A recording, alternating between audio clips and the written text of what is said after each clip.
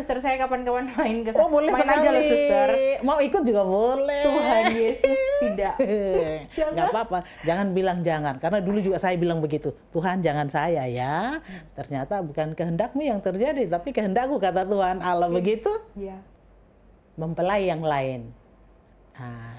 Nah, karena pamannya mengerti situasinya, Santo Carolus akhirnya dia merestui dan tidak menikah, ya, dan supaya tidak menikah. Nah, akhirnya pamannya menabiskan dia menjadi imam berjam-jam. Dia tidak akan tidur kalau dia sebelum berdoa. Bahkan dia punya intensi sampai memegang semacam bola dari besi sambil berdoa. Kalau bola itu jatuh, berarti dia ngantuk. Gitu. Syukur ya suster ya, sebagai anak muda yang mempunyai penghasilan sendiri ya kan, punya uang lebih 1.000 aja udah beli sempol kayak gitu. Kayak untuk berbagi itu susah gitu. Kadang kayak mau ngasih di pinggir jalan tuh kadang kayak terus enggak nanti buat beli sempol kan kayak gitu. Itu kan hal kecil kan ya suster ya. Iya. Udah secara nggak langsung nih saya juga dapat bekal. Jadi yang namanya hidup memang harus balance ya suster ya, antara berdoa dan kebaikan itu tadi, berbagi sosial.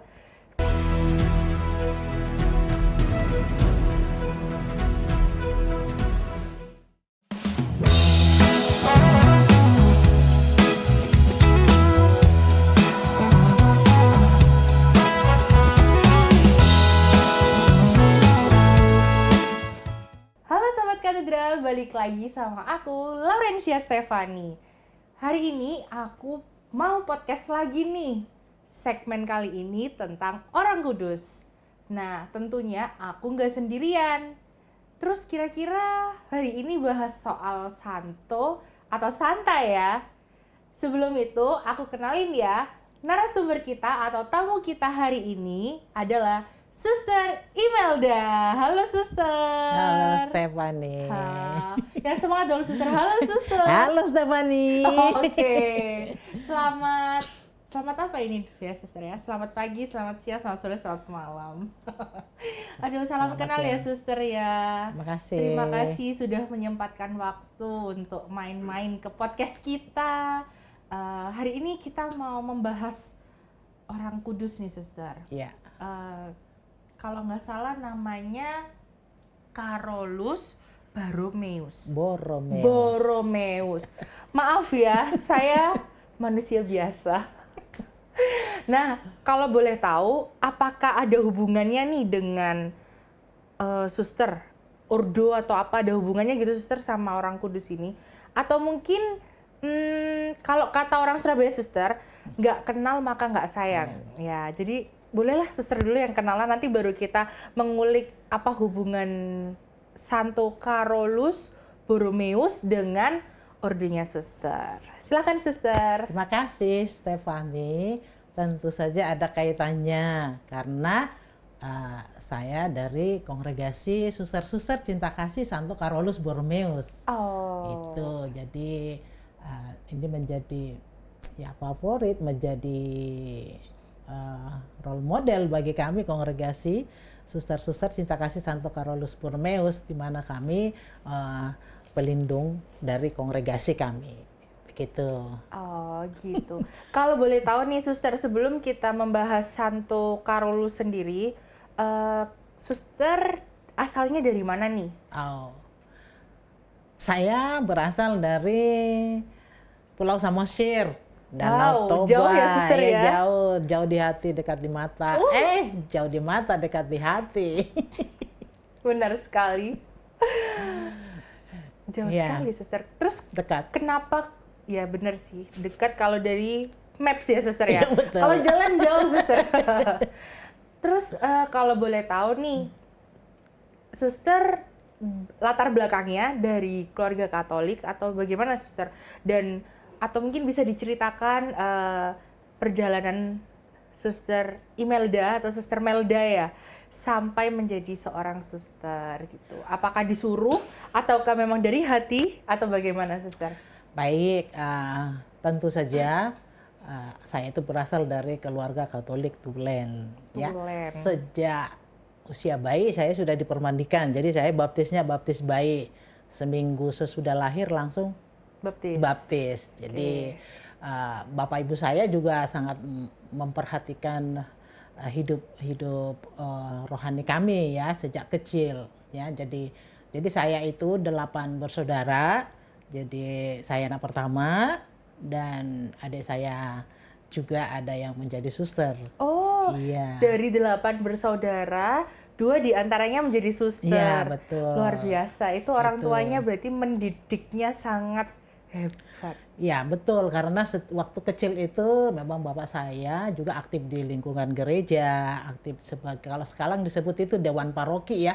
Kalau DPP. Dewan dia ya, DPP. Kalau zaman dulu itu kan dibilang kayak situ lah pengurus paroki begitu ya. Jadi ketika pengalaman-pengalaman itu Bapak mendampingi adik-adik saya mengantar ke sekolah minggu, itu menjadi bekal untuk kami ya.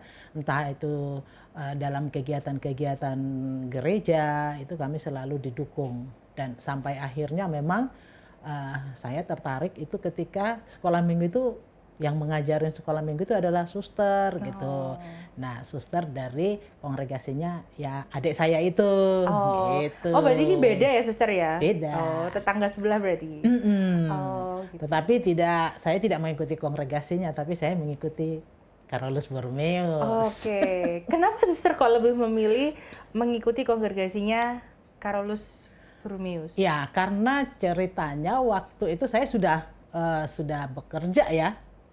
Sudah bekerja, ya panggilan sejak kecil sudah ada, tetapi kan ketika saya bekerja dan terlibat aktif di Dewan Paroki, bagian seksi kepemudaan gitu ya, jadi sering dibawa ketika ke stasi, ke kapela begitu, Romo Paroki itu mengajak kami, kaum muda, untuk ikut berpastoral, untuk merayakan perayaan Ekaristi dan melihat situasi di desa-desa begitu, di kampung-kampung, bagaimana mereka itu sungguh sangat mengharapkan kehadiran para religius begitu. Nah, di situ menjadi saya tersentuh, muncul kembali pengalaman masa kecil itu. Dan ya singkat ceritanya itu, ada waktu itu tamu dari pastor ya.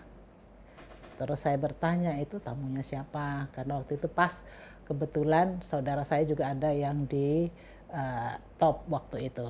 Jadi mau jadi pastor, juga sudah mau jadi pastor. Jadi bilang gini, oh itu tamunya pastor, itu suster, itu suster apa itu? Suster CB. Suster CB itu apa? Carolus Borromeus gitu. Mereka itu ada di mana? Mereka itu ada di Jakarta. Nah, tahunnya dulu di Jakarta gitu ya. Nah, terus kalau seperti saya bisa nggak ke situ? Oh bisa. Nah, dengan berproses akhirnya saya membuat surat, kemudian dibalas oleh suster yang di provinsial, kemudian ceritanya sampai ke Yogyakarta pembinaannya. Dan sampai sekarang saya sudah 29 tahun. Oh my God, Suster 29 CB. tahun sudah menjadi suster. Berarti umur saya kurang setahun. Kalau boleh tahu,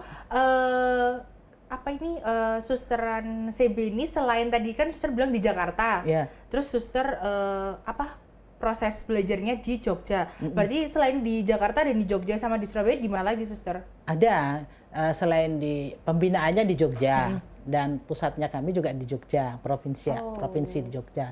Kemudian ada di Jakarta, ada di Bengkulu, ada di Lampung, ada di Palembang, ada di Jawa Tengah, ada di Jawa Timur di sini Surabaya, ada di Indonesia Timur sampai ke Papua, dan juga ada di Bali, kemudian juga tetangga kita ada di Timur Leste. Wih, jadi dari Sabang sampai Merauke. Kalau itu yang provinsi Indonesia. Kalau yang dunia, sampai dunia juga. Ya, kami pusatnya itu ada di Maastricht, di Belanda. Nah, jadi CB itu ada di Tanzania, ada di Belgia, ada di Vietnam, ada di Filipina, kemudian ada di sebelahnya Tanzania, Kenya. Ya, itu Berarti ada kalau di Brasil. kita kelihat di bola dunia itu, kalau bola dunia kan bisa diputar tuh, Suster. Kalau dikasih pin tanda-tandanya CB banyak ya. Banyak. Ternyata, wow. Ya, negaranya banyak. Di Indonesia gitu. aja udah segitu Di Indonesia banyaknya. banyak. Jadi Kalau Suster sendiri saat ini memang menetap di Surabaya? saya Atau ke sudah Surabaya baru 6 bulan. Oh, baru Baru 6 bulan. bulan. Sebelumnya saya di Timor Leste. Wah. Timor Leste saya 8 tahun. Oh, semoga di Surabaya lebih lama ya, Suster ya, biar bisa ketemu aku main-main gitu. Kan Kalau boleh tahu? tergantung kebutuhan. Oh, Kalau dibutuhkan di sini, enggak dong. di sini. Gitu. Kalau dibutuhkan di sana, pergi Oh, ke sana. gitu. Kan ini menghayati kaul ketaatan. Iya sih, gimana?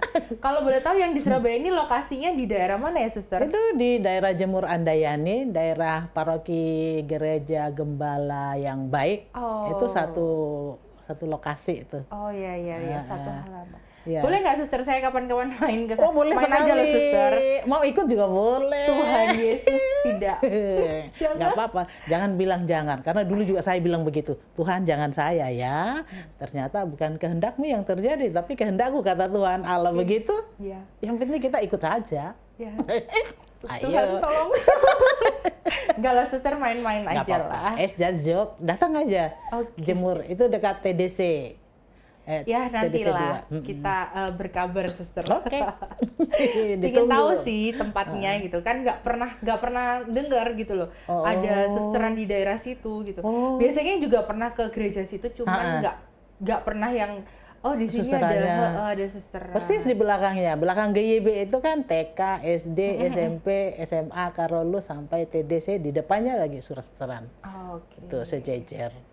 Nah, sekarang kita kembali ke topik nih, Suster. Iya. Kita karena bisa ya sebagai umat awam, sebagai OMK nih ya, yang notabene itu buta tentang Santo Santa, Suster. Kepingin tahu, pingin mengulik tentang Santo Carolus Borromeus. Nah, Santo Carolus sendiri ini diperingati setiap 4 November. Oh, setiap 4 November. Bukan 4 Juli ya, Suster ya? Bukan. Oh, bukan. 4 Juli itu apa ya? Lahirmu kah? Saya tahu. Enggak, Sus. Jangan gitu. Itu ke dutaan Amerika kalau nggak salah. 4 Juli, kalau nggak salah. Nah, untuk cerita dari Santo Carolus sendiri itu, perjalanannya seperti apa, Suster? Kenapa kok sampai dia atau beliau itu bisa dijadikan sebagai panutan atau sebagai orang kudus nih? Iya, tentu saja dari yang kami hidupi, bagaimana spiritualitasnya dia dan bagaimana hidupnya dia semasa dia ada latar belakangnya Santo Carolus Borromeus. Kalau dari silsilah keluarganya ya, dia anak ketiga dari 6 bersaudara. Jadi sama mereka kayak Suster ya, banyak beda. sekali. Oh, banyaknya banyak. Iya. Banyak kami Beda dua. Jadi Santo Carolus itu anak ketiga dari 6 bersaudara. Jadi kakaknya namanya Federico.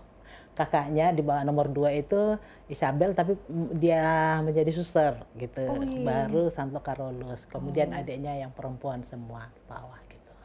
Nah, keluarga Carolus Borromeus ini, yang ayahnya Gilberto Borromeo dan ibunya Margareta de Medici itu memang orang yang sangat berpengaruh dan orang besar ya, dan yang sangat berpengaruh juga di lingkungan gereja maupun dalam kerajaan kastil yang punya, dan orang kaya sungguh, pokoknya orang kaya. Dan keluarga ibunya itu juga masih saudara dengan Paus Pius keempat.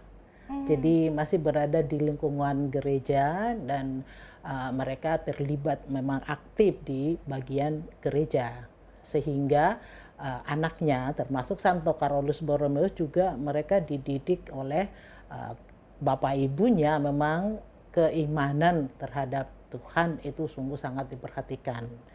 Nah, dari bibit-bibit itu memang menjadi cikal bakal ya bagi Santo Carolus Borromeus ya.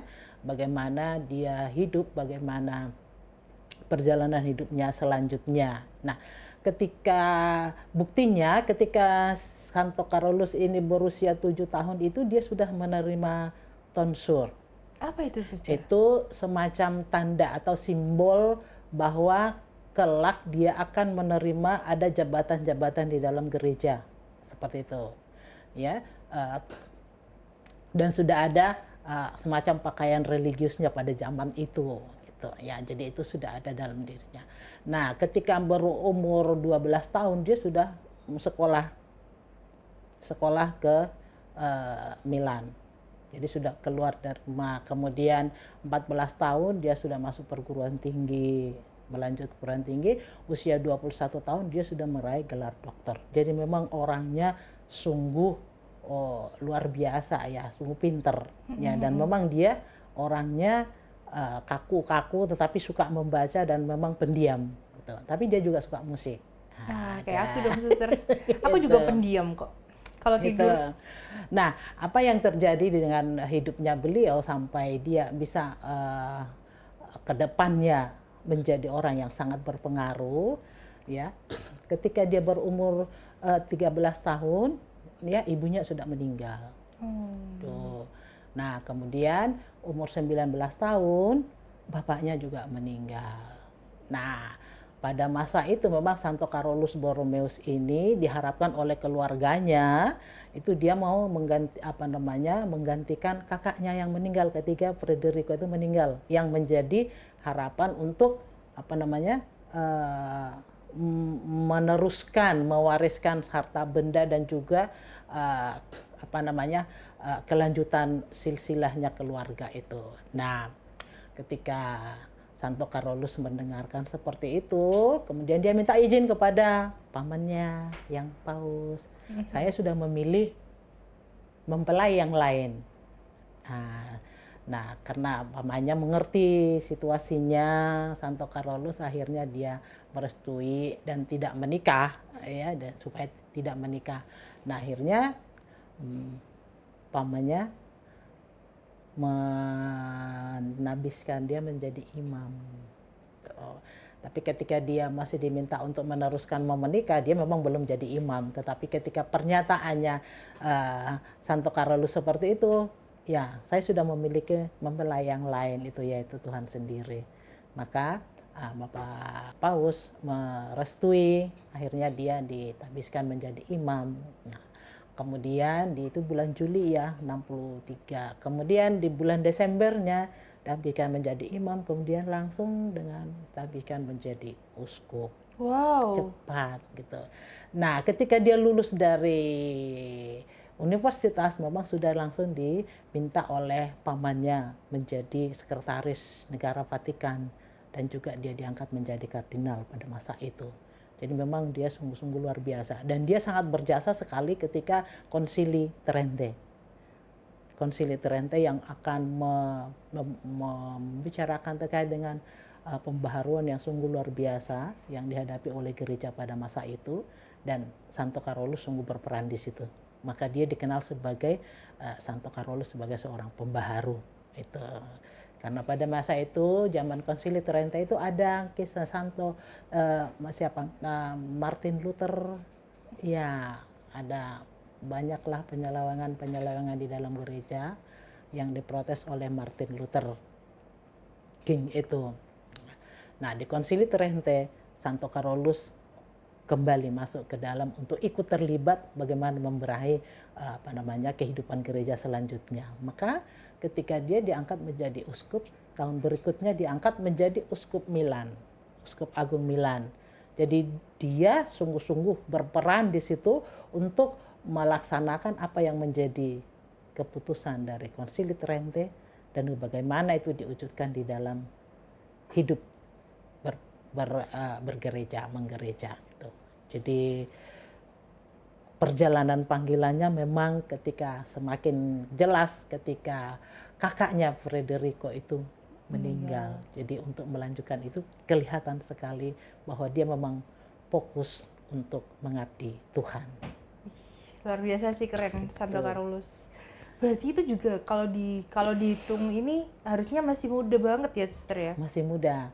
Dan nanti apa yang terjadi ketika di dalam pengabdiannya, pelayanannya ya, selain pembaruan di Konsili Trente, itu juga pelayanannya terutama yang paling jelas itu ketika terjadi pes, masa wabah pes.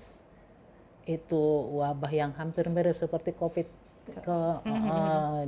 dan semua orang tidak mau keluar, bahkan ya persis kayak mirip COVID-19. Nah, yang terjadi justru dia turun sendiri langsung kepada umat yang terkena dampak itu, dan akhirnya nanti dia sendiri juga tertular oleh tertular oleh wabah pes itu di zaman Milan itu, sehingga memang dia akhirnya meninggal di masa usia muda. Masih Ya karena ketularan itu. Dan bagaimana dia sungguh-sungguh memberikan semua, bahkan harta dari gereja diberikan untuk membantu situasi saat itu, dan pokoknya semua apa yang bisa dilakukan. Berarti totalitas banget Totalitasnya itu yang sungguh biasa sih. tidak bisa ditawar-tawar. Pemberian diri yang sungguh luar biasa. Benar. Itu jadi memperhatikan orang-orang yang miskin itu sungguh. Ketika yang wabah pes, kalau orang tuanya sudah meninggal, jadi anak-anak itu dikumpulkan, kemudian dibangun sebuah rumah untuk tempat kayak mereka, panti gitu kayak panti ya, itu untuk mereka. Itu kalau nggak benar-benar hati yang sosialnya tinggi nggak bisa sih, Suster. Iya, betul itu. Justru itu yang menjadi semangat yang sungguh-sungguh menjadi nilai yang sungguh luar biasa yang bisa sekarang ini harus kita berpikir apa masih ada seperti itu, tetapi kita sebagai anggota yang mengikuti semangatnya dia ya tetap berusaha untuk melakukan itu. Benar sih. Itu jadi pembaharuan ketika Konsili Trente, dan dia juga yang memulai ada sekolah seminari lah, Santo Carolus. Karena dilihat pada masa itu pembinaan untuk imam-imam itu masih kurang, pelayanannya masih kurang, maka dia mendirikan seminari. Dia yang pertama mendirikan seminari, sehingga ada seminari yang sampai sekarang ada ini. Oh gitu. Cikal bakalnya. Kemudian untuk sekolah minggu itu juga dia yang mendirikan. Jadi bagaimana dia berfokus untuk memperhatikan hidup rohani, baik itu pelayanan para imam maupun untuk iman umat begitu. Wow. Dia sampai memperhatikan sedetail itu ya. Iya. Sampai semua harta bendanya, harta keluarganya itu semua diberikan. Bagaimana dia menghayati kaul kemiskinannya yang sungguh-sungguh total memberikan. Dan yang lebih lagi hidup doanya yang sungguh luar biasa. Bagaimana relasinya dia dengan Yesus yang tersalib. Berdoa berjam-jam. Dia tidak akan tidur kalau dia sebelum berdoa. Bahkan dia punya intensi sampai memegang semacam bola dari besi sambil berdoa. Kalau bola itu jatuh, berarti dia ngantuk. Gitu. Kemudian dia ulangi lagi. Jadi bagaimana mati raganya yang sungguh luar biasa untuk memperdalam relasinya hidupnya dengan Yesus sendiri. Sungguh luar biasa. Luar biasa banget. Ya nggak salah sih, Suster, kalau dibilang sebagai orang kudus, teladannya banyak banget. Jujur sebagai anak muda ya, yang kalau doa itu kadang ya baru dalam nama Bapa udah gini gitu kan, Suster ya. Kayaknya saya harus beli alat berat. Jadi kalau doa ketika bener banget bisa dicontoh. Terus untuk mengulik perihal tadi harta yang dia punya, dia kasihkan semua.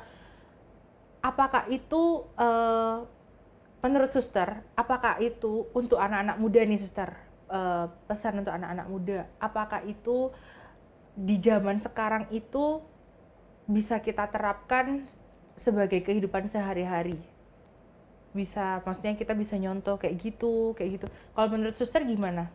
Kalau menurut saya itu bisa. Karena Santo Carolus sendiri bisa melakukan.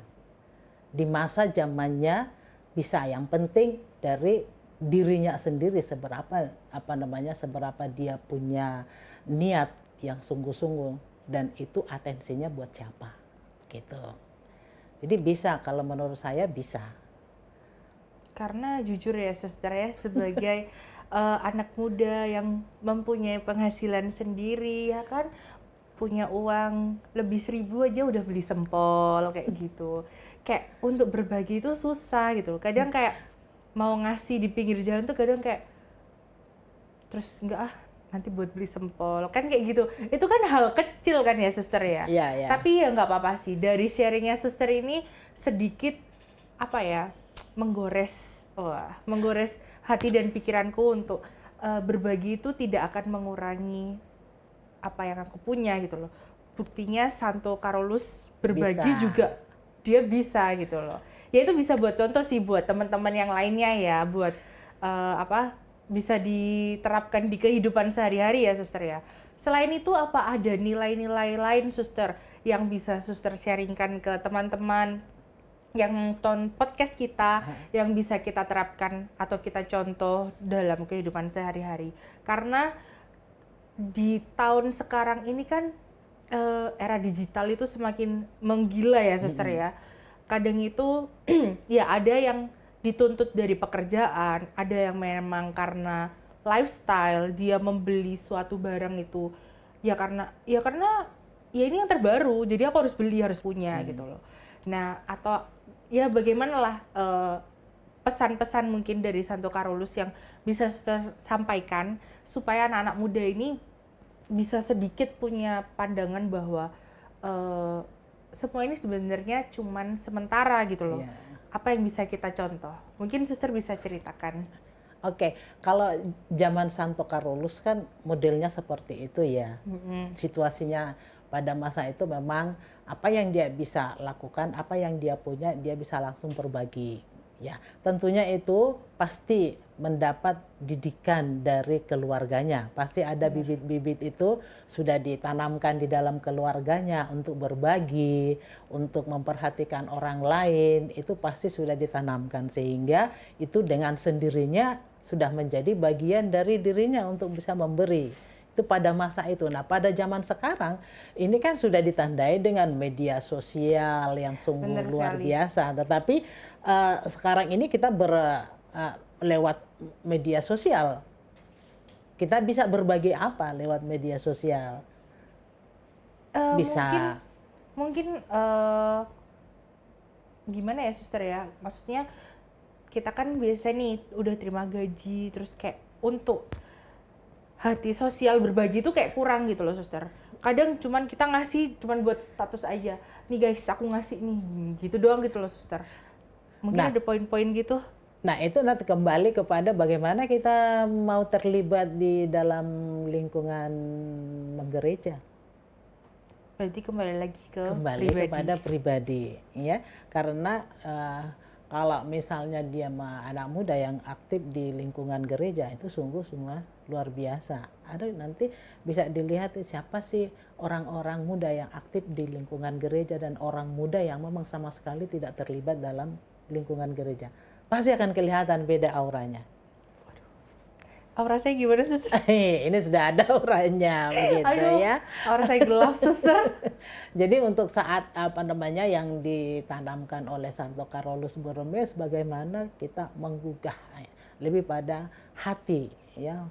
Hati sekarang ini. Kalau kita tidak mengasah kepekaan hati, maka meskipun aku punya nanti itu tidak akan bisa memberikan sesuatu yang berdampak, yang bermanfaat bagi yang lain.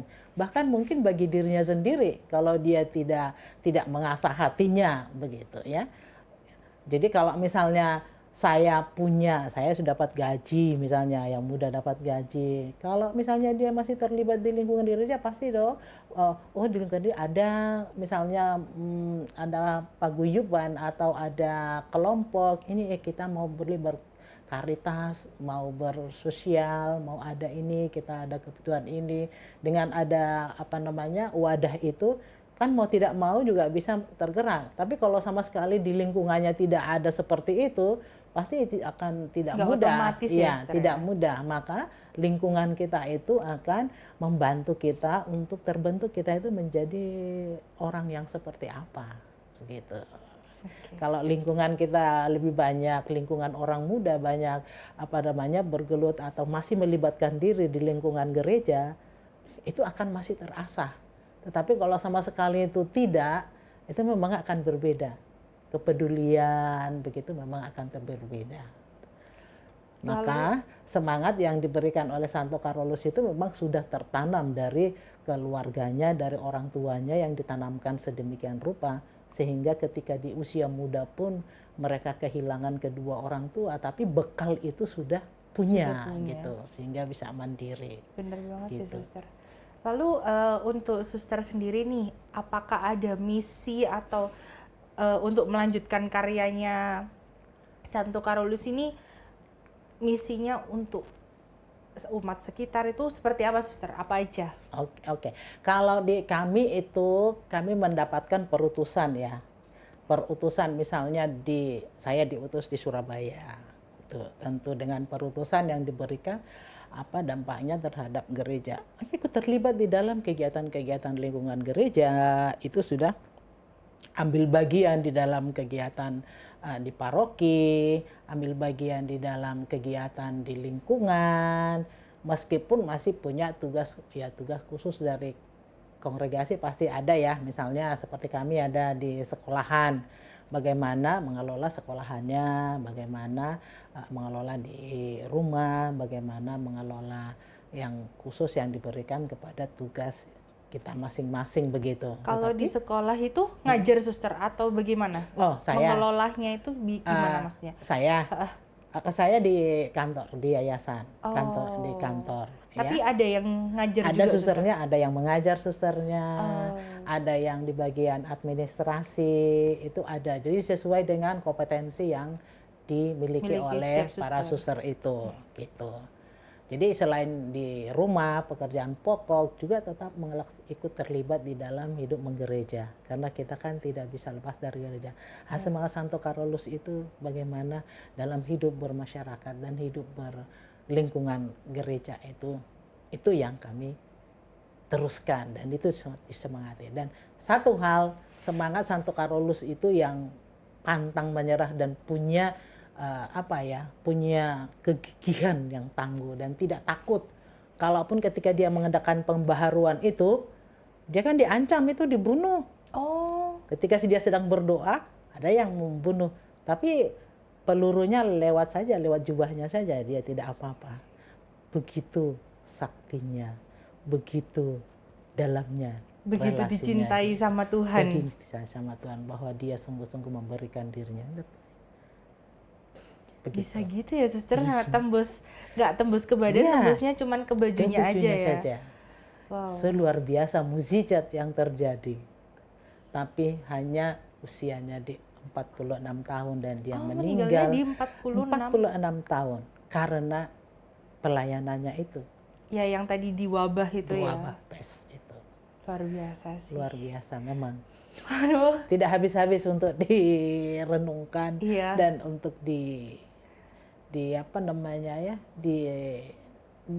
semangatnya Santo Carolus, dan sampai saat ini juga masih relevan saya kira yang kita lakukan. Apa yang dia lakukan pada waktu itu, semangatnya itu masih bisa kita lakukan sekarang, bahkan terus.